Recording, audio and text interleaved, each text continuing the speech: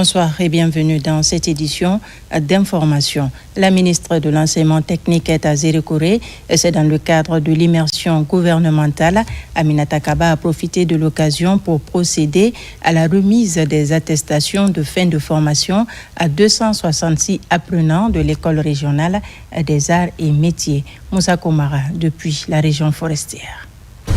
Accompagnée de son homologue de la promotion féminine et de l'enfance, la ministre de l'Enseignement technique, de la formation professionnelle et de l'emploi délivre des satisfecits à 266 apprenants de l'école régionale des arts et métiers et Ram des Zérékoré. Ces heureux récipiendaires sont désormais qualifiés en électricité industrielle, en topographie et en climatisation et froid grâce à l'Office national de formation et de perfectionnement professionnel.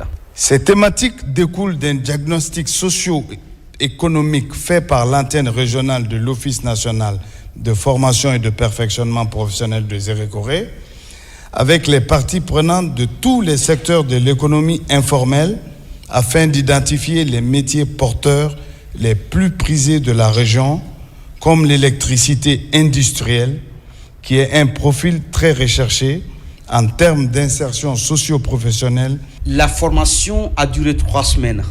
L'approche par compétence a été la méthodologie appliquée. L'objectif étant de préparer la jeunesse locale à bénéficier des dividendes du méga-projet Simandou.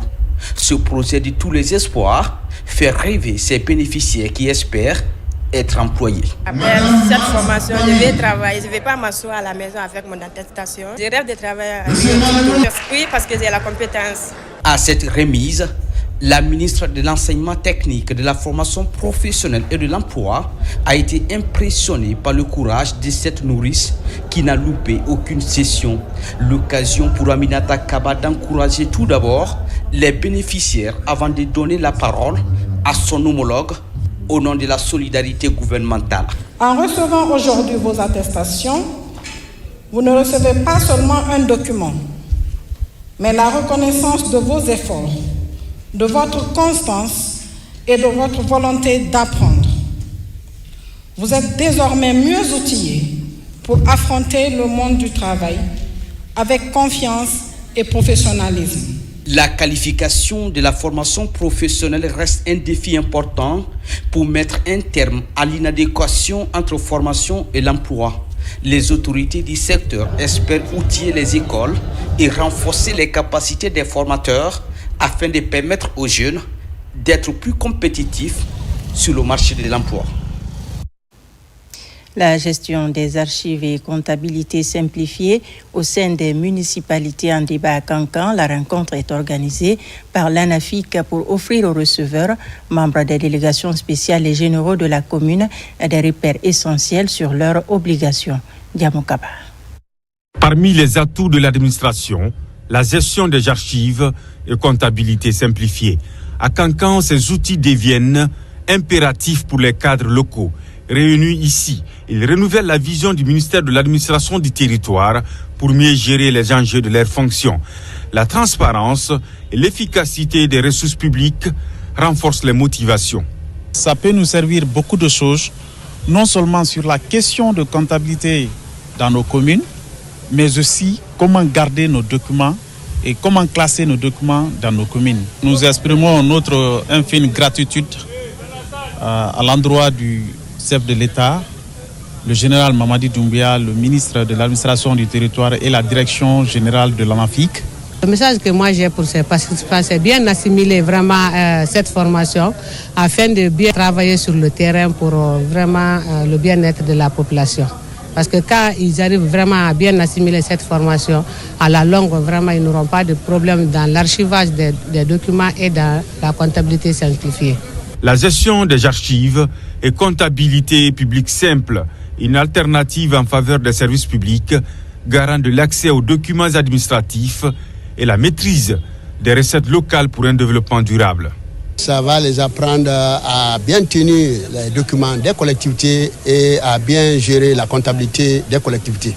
J'ai à préciser que cet atelier est tenu grâce au MATD, bien entendu avec l'appui technique et financier de l'ANAFIC, entendez Agence nationale de financement des collectivités, et qui va réunir dans la région de Kankan 103 personnes. Des exercices de contrôle sont annoncés pour accélérer le rythme des réformes administratives sur le plan local. L'ANAFIC veut ainsi aller plus vite pour offrir aux administrateurs territoriaux des repères essentiels quant à leurs obligations. Allons à Boulouel, dans la préfecture de Mamou, où les familles des Timboké se sont réunies pour prôner la paix et l'unité et la solidarité en Guinée. À travers leur association, ces familles ont promis de soutenir les actions du président de la République dans son élan de développement de la nation. Mamadou Paté Baldé est notre correspondant sur place. À 45 km de Mamou Centre, la sous-préfecture de Boulouel. C'est dans cette commune rurale que la famille de Timbonki s'était retrouvée ce matin. Venus de partout à travers le pays, ils s'étaient fixés comme objectif de renforcer l'unité et la fraternité entre eux en particulier et des Guinéens en général, le rayonnement de l'islam et le développement socio-économique durable de leur localité. À l'instar de nos ancêtres, notre famille est persuadée que la violence, la pauvreté et la souffrance de tous ordres n'ont pas lieu d'être si nous n'entretenons pas en nous-mêmes autant de divisions et de conflits. Chaque division ou conflit que nous solutionnons en nous-mêmes est un conflit de moins dans ce pays et nous rend meilleurs. Dans les années à venir, nous allons essayer de multiplier les actions dans les sous-préfectures où s'organise cette rencontre, de façon à ce que les populations Timbonké qui se trouvent dans ces localités puissent bénéficier le plus longtemps que possible de nos actions. Réunis à la grande mosquée de Boulouel en présence des autorités locales, ils ont rendu un hommage mérité au chef de l'État, le général d'armée Mamadi Doumbouya, pour les efforts qu'il ne cesse de consentir pour la paix à notre pays. Nous avons vu la participation des autorités qui ont abondé dans le même sens que notre statut. Nous avons développé beaucoup de localités. Nous avons passé par des localités. Nous sommes venus à Timbi-Madina, nous sommes passés un peu partout. Merci pour avoir compris le message du CNRD qui nous dit de nous rassembler, qui nous demande de cultiver l'amour, qui nous demande de préparer les bons fils pour le développement. On n'a plus de temps pour les gens qui veulent cultiver la haine. Depuis 2010, date de sa création, l'association a réalisé plusieurs actions de développement dans leurs différentes localités. Elle prévoit dans les prochains jours la clôture du cimetière de la localité dont la pose de la première pierre a été lancée.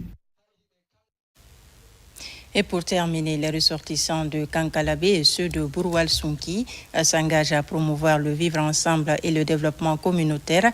Ils ont matérialisé cette volonté à travers l'organisation d'une série d'activités, des démarches inspirées du programme Simandou 2040 dans son volet culture et éducation. Amadou Touré.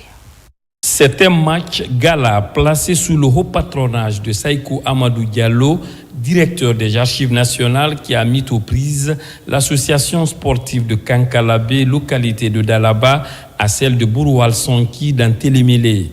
L'initiative vise à mobiliser la jeunesse des deux localités à davantage cultiver la paix et promouvoir le développement communautaire conformément à la vision du programme Simandou 2040. Nous tenons à exprimer notre profonde gratitude à son Excellence, Monsieur le Président, le Général de corps d'armée Mamadi Doumbouya, et à son gouvernement pour les efforts remarquables déployés en faveur du développement de notre pays. Nous demeurerons convaincus que sous votre leadership éclairé, notre nation continuera à progresser sur la voie du développement et de la prospérité. Cette rencontre est fondamentalement calquée sur le programme Simandou 2040, notamment dans son axe concernant l'éducation, la culture et également dans son axe concernant les infrastructures. C'est aussi une action pour notifier et signifier que les sous-préfectures dans leur ensemble et la sous-préfecture de Kankalabé en particulier sont derrière le président de la République, le général Mamadi Doumbouya, dans son élan de refondation de l'État.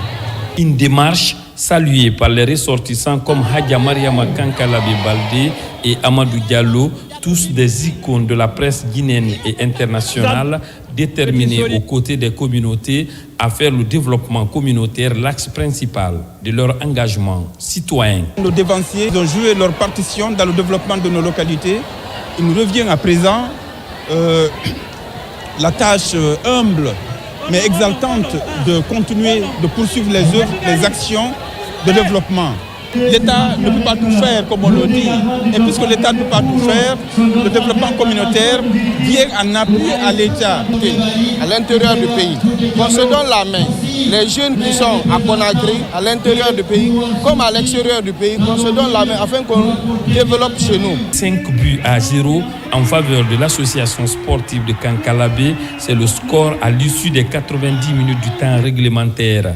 Les initiateurs n'entendent pas s'arrêter là. D'autres activités comme des rencontres culturelles sont planifiées ce mois-ci dans le but de promouvoir le vivre ensemble et lancer le développement de leur localité. Voilà qui met fin à ce journal. Merci de nous avoir reçus chez vous. L'actualité se poursuit sur notre site le www.rtgguinée.info. On se retrouve demain pour d'autres informations de la Guinée, notre paradis, terre de richesse et d'innovation. Bonsoir.